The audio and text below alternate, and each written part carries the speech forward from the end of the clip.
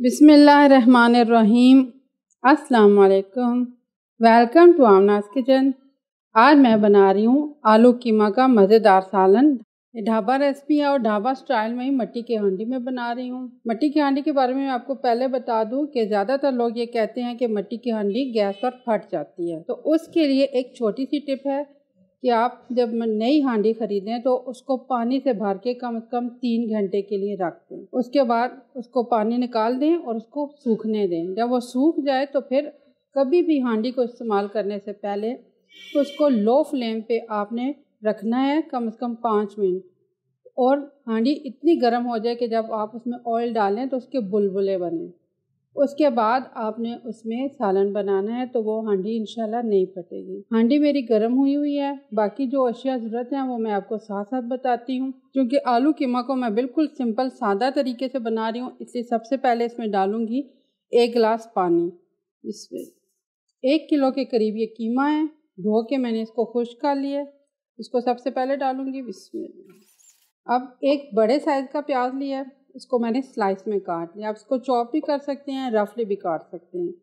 इसमें चूँकि ढाबों में प्याज को रफली काटा जाता है ज़्यादातर सालन बनाने के लिए, तो मैंने भी इसको थोड़ा रफली काट लिया है। इसके अलावा टमाटर, इसमें ये 3 टमाटर हैं, मैंने इनको चॉप कर लिया है। साथ ही सारे मसाले भी हमने डालने हैं। काली मिर्च आधा चाय के चम्मच बराबर, इसमें लाल मिर्च 1 खाने के चम्मच बराबर, इसमें हल्दी पाउडर आधा चाय के चम्मच बराबर, नमक 1 चाय के चम्मच बराबर। इसमें मैं खाने में नमक का इस्तेमाल कम करती हूँ, आप अपने हिसाब से कम या ज़्यादा कर सकते हैं। तकरीबन 1.5 खाने के चम्मच बराबर ज़ीरा है, इसमें से पौना चम्मच मैं इसमें डाल रही हूँ। इसमें ये बाकी का मैंने बचा लिया है। लहसुन का पेस्ट, ये मैंने 3 जवे लहसुन के पीसे हैं। इसमें 2 खाने के चम्मच बराबर धनिया पाउडर डाला है। अब इसको इस्तेमाल कर लेती हूँ। अगर आपको मैं स्पून में बताऊं तो ये तकरीबन 3 टेबल स्पून के बराबर लहसुन का पेस्ट है। आधा इंच का अदरक का टुकड़ा मैंने काट लिया है। अब इसको आप मिक्स करें। कीमा को आपने अच्छी तरह से मिक्स करना होता है, क्योंकि अगर आप कीमा को मिक्स नहीं करेंगे तो इसकी हार्ड बॉल्स बन जाएंगी, इसलिए इसका अच्छी तरह से मिक्स करना ज़रूरी है। मिट्टी की हांडी में हर हाल में आप वुडन स्पून इस्तेमाल करें, स्टील का चम्मच इसमें इस्तेमाल ना करें। वो इसमें क्रैक्स भी बनाता है और इसको जल्दी फाड़ भी देगा।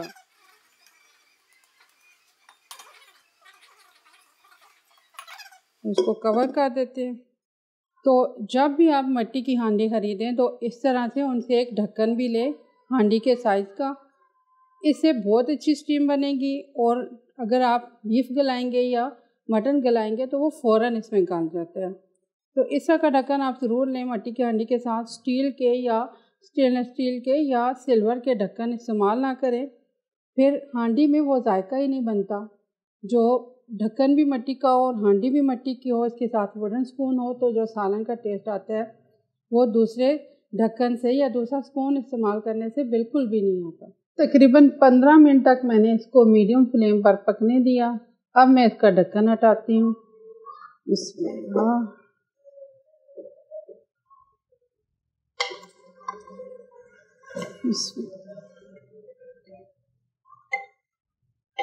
इसमें तकरीबन सब चीज़ें अच्छी से गल गई हैं। अब सिर्फ इसमें थोड़ा सा पानी है, ये पानी भी खुश्क हो रहा है। इसके बाद इसको भून लेना है। थोड़ा सा इस तरह से चम्मच चलाएं ताकि इसमें जो प्याज टमाटर वगैरह हमने डाले थे वो अच्छी तरह से मिक्स हो जाएं। हांडी में चम्मच चलाने का तरीका दूसरे पैन या किसी भी देचके वगैरह में चम्मच चलाने से थोड़ा मुख्तलिफ होता है, क्योंकि देचकों वगैरह में हमने इस तरह से चम्मच चलाना होता है कि उसके पेंदे तक जाए और सारा कुछ हम खुरच के उतार दें। लेकिन जब भी आप मिट्टी की हांडी में खाना बनाएं तो फिर आपने चम्मच को एहतियात से चलाना होगा। इस तरह से सारा एक साथ घुमाना होगा और पेंदे को इस तरह से खाली करके उसमें यूं चम्मच चलाना होगा। इसके अलावा जब आपने प्याज टमाटर सब चीज़ें मिक्स करनी है तो फिर आपने इसको यूं नहीं करना होगा, बल्कि आपने इसमें इस तरह से हल्का हल्का सा इसको दबाना होगा। ये देखिए इसमें तकरीबन सब चीज़ें अच्छे से मिक्स हो गई हैं। अब मैं इसमें डाल रही हूँ आलू। आलू मैं हाफ़ kg डाल रही हूँ, थोड़े से ज़्यादा हैं। 1 किलो में तकरीबन 300 ग्राम आलू डलते हैं, लेकिन चूँकि मेरे घर में शौक़ से आलू खाए जाते हैं तो मैं थोड़े आलू ज़्यादा डाल रही हूँ इसमें। अब आप थोड़ा सा फ्लेम इसका बढ़ा सकते हैं।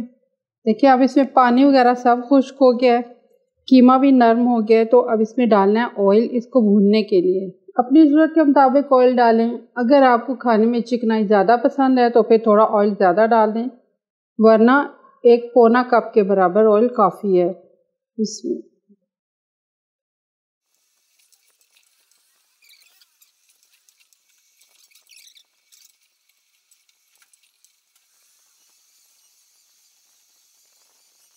अब आप देखिए कि इसमें सब कुछ कितने अच्छे से मिक्स हो गया है। प्याज अच्छे से गल गए हैं, टमाटर गल गए हैं, लहसुन इसके अंदर मिक्स हो गया है और ये सब कुछ तकरीबन 35 मिनट में हो गया है, बगैर किसी प्रेशर कुकर को लगाए, बगैर किसी चॉपर ग्राइंडर को इस्तेमाल किए। तो मिट्टी की हांडी में आप भी खाना बनाएं, इंशाल्लाह आपको बहुत अच्छा लगेगा, जायका भी बहुत अच्छा आएगा। मेरे पास ये हांडी तकरीबन 3 साल से मौजूद है। मैंने जब अचार गोश्त की रेसिपी दी थी तो तब ये हांडी मुझे डॉक्टर साहब ने ला के दी थी और मैं इसको 3 साल से इस्तेमाल कर रही हूँ। और अब उनके बाद मैं इसको थोड़ा कम इस्तेमाल करती हूँ कि ये टूटे ना। मुझे ये बहुत अच्छी लगती है और मुझे इससे बड़ा प्यार है कि ये डॉक्टर साहब की ख़रीदी हुई है। हालांकि अभी मैंने खुद भी हांडियाँ ख़रीदी हैं, मेरे पास नई हांडियाँ भी मौजूद हैं, लेकिन फिर भी मुझे ऐसे लगता है जैसे डॉक्टर साहब की ख़रीदी हुई इस हांडी में जब मैं खाना बनाती हूँ तो शायद मतलब मेरी अपनी फीलिंग्स हैं कि शायद ये इसका जायका उनको भी मिलता होगा। ये सिर्फ मेरी फीलिंग्स हैं, ज़ाहिर है ऐसा नहीं होता, लेकिन मुझे यूँ ही लगता है। तो जब उनको क्योंकि बीफ ज़्यादा पसंद था, कीमा ज़्यादा पसंद था, चिकन के सालन खुश खुराक थे, अच्छे सालन उनको अच्छे लगते थे, तो मैं जब फिर उनका कोई फेवरेट सालन बनाती हूँ अब उनके बाद फिर वो मैं इसमें बनाती हूँ कि बस ये मेरी फीलिंग्स है शायद कि मुझे लगता है जैसे वो भी खुश हो रहे होंगे कि मेरी लाइव हांडी को यूज़ कर रही है, मेरे बच्चे इसमें बना हुआ खाना खा रहे हैं या दिस एंड दैट। तो अभी भी ऐसी मुझे फीलिंग्स हो रही हैं जैसे मतलब इंतज़ार में है डॉक्टर साहब की जल्दी से बन जाए खाना, तो मुझे तंदूर की रोटी ला दो या बना दो, क्योंकि वो कीमा ज़्यादातर तंदूर की रोटी के साथ खाते थे। घर में भी जब गैस वाला एक तंदूर ख़राब हो जाए तो नया तंदूर ले आते थे कि उनको तंदूर की रोटी ज़्यादा अच्छी लगती थी। तो कभी मैं ना मूड बने तंदूर की रोटी बनाने का, फिर वो बच्चों को कहते थे जाओ मुझे तंदूर से ला दो। अब आप देखें कि यह मुकम्मल खुश्क हो गया, अच्छा सा भुन गया। तो आधा चाय का चम्मच बराबर आपने लेनी है कसूरी मेथी, उसको हाथ पे इस तरह से मल लें इसमें। और ये आधा चाय का चम्मच बराबर सफ़ेद ज़ीरा, इसको भी आपने हाथ से ही रगड़ना है।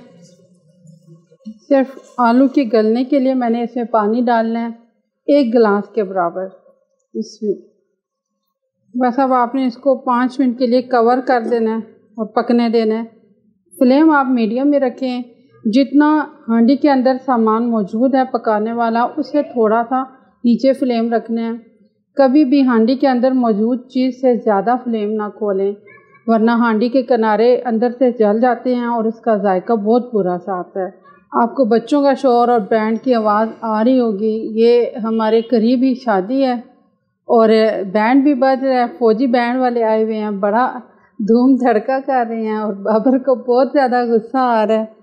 ये सारी आवाज़ें, सारा शोर आ जा रहा है। बाबर को इससे भी गुस्सा आता है कि लोगों के बच्चे शोर क्यों करते हैं। मैं भी तो बड़ा हुआ हूँ, मैंने तो कभी शोर नहीं किया। अब मैं कहती हूँ बाबर आप तो बूढ़े बच्चे हो, तो लोगों के बच्चे तो बच्चे होते हैं, उनको शोर करने दो। सुलझे हुए नहीं, आप बूढ़े बच्चे हो, आपने शोर नहीं किया।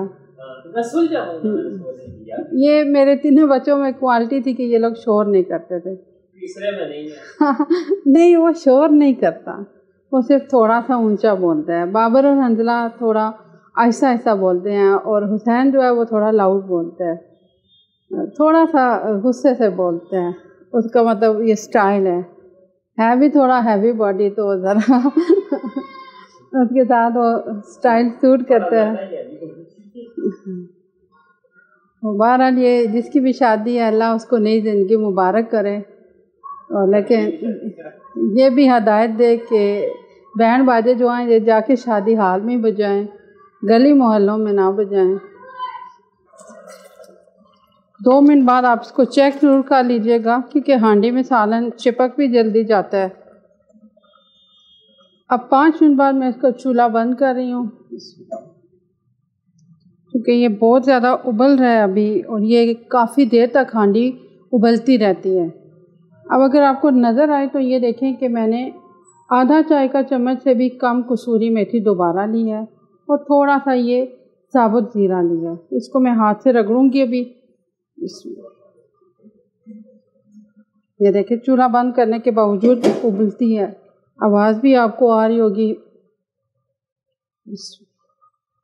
इसके ऊपर छिड़क दें, और मिक्स गर्म मसाला पाउडर जो मैंने आपको बताया हुआ है सालन बनाने के लिए, वो इसको पोत कर मैं